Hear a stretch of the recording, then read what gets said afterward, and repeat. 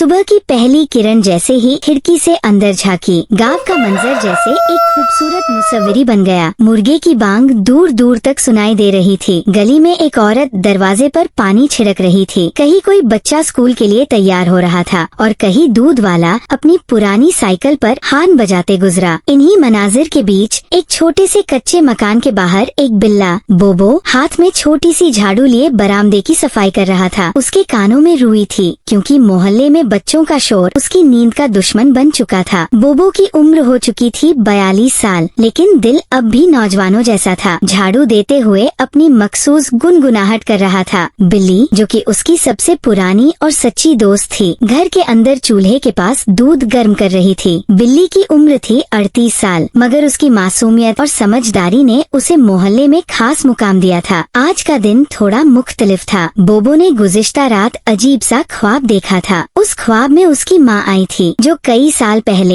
एक गुमशुदा तस्वीर की तरह यादों में गुम हो चुकी थी। ख्वाब में माँ ने सिर्फ इतना कहा था, चाय में नमक डालना न भूलना। बोबो को पहले तो ये बात मजाक लगी, लेकिन जैसे जैसे दिन चढ़ता गया, ख्वाब की गूंज उसके जहन में तेज होती गई। जब बिल्ली को ये ख्वाब सुनाया तो वो हंस पड़ी। नमकीन चाय? ख्वाब में तेरी माँ को नमक याद आ रहा है? मगर बोबो संजीदा था। दिल कह रहा था कि ये ख्वाब कोई इशारा है। इसी में बोबो ने फैसला किया कि आज गांव की पुरानी चाय की दुकान पर जाएगा, जहाँ हाजी मो रोजाना गांव वालों को अपनी खास चाय पिलाता है। मगर आज वो कुछ और करेगा। वो हाजी मो से कहेगा कि एक कप चाय में नमक डाल दे। बिल्ली ने मजाक उड़ाया, लोग तो शक्कर से मर जाते हैं, तू नमक डालकर क्या इनकलाब लाना चाहता है? बोबो ने संजीदगी से कहा, माँ की बात हो तो मजाक नहीं होता। दोपहर के वक्त बोबो ने एक बोसीदा सा रुमाल सर पर बांधा, पाँव में पुराने चप्पल पहने और चुपचाप गली के कच्चे रास्ते पर चल पड़ा। सूरज सर पर था, मिट्टी उड़ रही थी और हर तरफ धूप में चमकते गांव के छोटे छोटे मनाजिर जिंदगी का सुरूर बिखेर रहे थे। चाय की दुकान पर पहुंचा तो हाजी मो हस्बे मामूल पीर के नीचे बैठा था, हाथ में अखबार और आँखों पर पुरानी ऐनक। दुकान पर हर तरह के लोग बैठे थे, कोई किसान, कोई पंक्चर वाला, तो कोई गांव का नंबरदार। बोबो ने बैठते ही कहा, हाजी, आज चाय में नमक डालना। पूरे टाल पर एक पल के लिए खामोशी छा गई। सबकी नजरें बोबो पर। हाजी मो ने ऐनक उतारी, बोबो को घूरा और फिर पूछा, दिमाग ठीक है तेरा? बोबो ने अपने ख्वाब की बात नहीं बताई, बस मुस्कुराकर बोला, डाल दे, एक बार डाल के देख। हाजी ने कंधे उचकाए और चाय बनाना शुरू कर दी। जब चाय आई तो बोबो ने पहला घूंट भरा और चेहरा संजीदा हो गया। चाय में कुछ अलग था, एक अजीब सी गर्मी, एक पुरानी याद की खुशबू। उसे लगा जैसे वो बचपन में वापस आ गया हो। अचानक बोबो की आंखों में कुछ चमका। उसने हाजी से पूछा, ये चाय की पत्ती कहाँ से आती है? हाजी ने कहा, एक पुराना सप्लायर है सगीर, जो गांव के शुमाली किनारे पर रहता है। अब वो कम ही आता है, बस हफ्ते में एक बार। बोबो के दिल में कुछ खटका। अगले दिन वो बिल्ली के साथ सगीर के घर की तरफ रवाना हुआ। रास्ते में खेतों की खुशबू,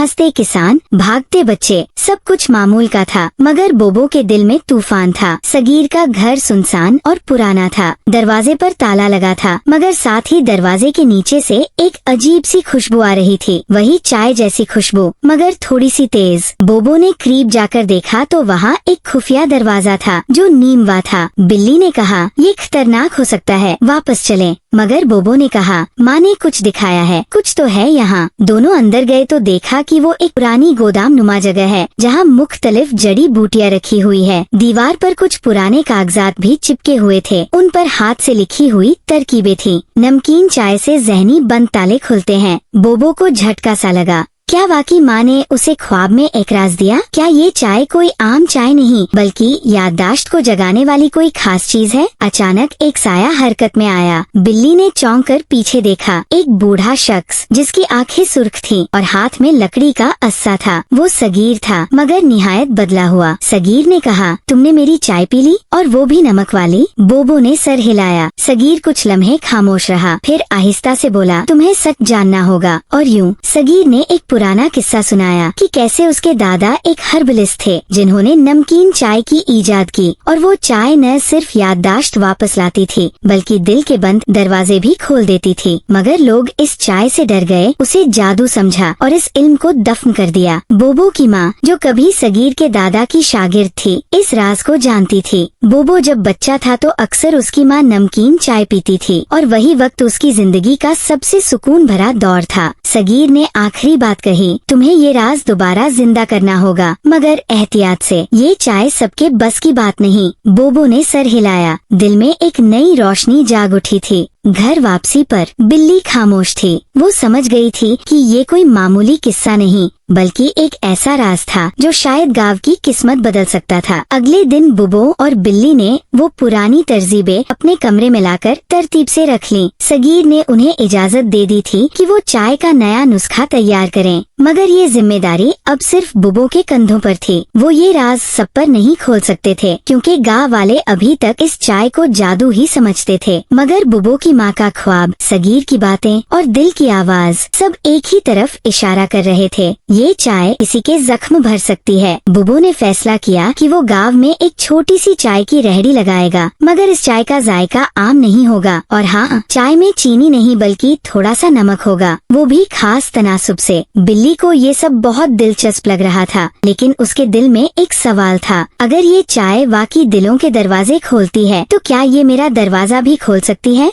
ये वो दरवाजा था जो बिल्ली ने बरसों से बंद रखा था। एक तल्ख माजी जिसमें उसका एक करीबी दोस्त था, नाजो, जो अचानक गांव छोड़ गया था और कभी वापस न आया। बिल्ली ने कभी किसी को नहीं बताया, मगर वो दुख अब भी कहीं छुपा बैठा था। चाय की रेहड़ी तैयार हुई, लकड़ी की बनी हुई, सामने एक साफ शीशा, ऊपर छोटा सा बोर्ड, दिल की चाय, सिर्फ उनके लिए जो जायका समझते हैं। पहले दिन सिर्फ 3 लोग आए। एक किसान जो अपनी बीवी से नाराज था, एक प्राइमरी स्कूल की टीचर जिसे याद नहीं था कि वो कभी खुश कब हुई थी, और एक छोटा बच्चा जिसकी माँ अस्पताल में थी। बुबो ने सबको चाय दी, बिना कीमत के। सबने पहला घूंट लिया और चंद लम्हों बाद सबके चेहरे बदल गए। किसान ने फोन निकालकर बीवी को कॉल की। टीचर ने पहली बार बच्चों के साथ बैठकर लंच किया और बच्चे ने शुक्रिया कहकर बुबो को गले लगा लिया। बिल्ली ने हैरानी से ये सब देखा। उसने बुबो से कहा, क्या ये सब वाकई चाय का कमाल है? बुबो ने जवाब दिया, नहीं, ये सिर्फ एक चाय नहीं, ये एक याद है, एक एहसास है, जैसे माँ की आवाज या बचपन का लम्स। कुछ दिन बाद गांव में ये चाय मशहूर हो गई। लोग दुकानों को छोड़कर बुबो की रेहड़ी पर आते और उनके चेहरों पर एक खासी रोशनी आ जाती। गांव का माहौल भी बदला। जो लोग बरसों से एक दूसरे से नाराज थे, अब बैठकर चाय के कप में माजी की गलतियों को भिगोते। मगर एक दिन बिल्ली ने भी चुपके से